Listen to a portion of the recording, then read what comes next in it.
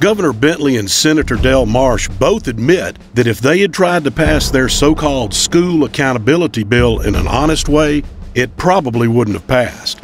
Now, if you've got to deceive people and sneak around to pass a bill, it just wasn't a good idea to begin with. They're talking about the governor sending it back with amendments to fix it. But it's time to stop this foolishness. This bill hurts every public school in Alabama in so many ways you can't count them. It makes no sense. Governor, it's time to do the right thing. Veto this bill. School reform is too important for this kind of nonsense. It's time to start over, and this time, do it honestly. Call Governor Bentley at 334-242-7100 and tell him to do the right thing. Veto this bill. A message from the Alabama Education Association.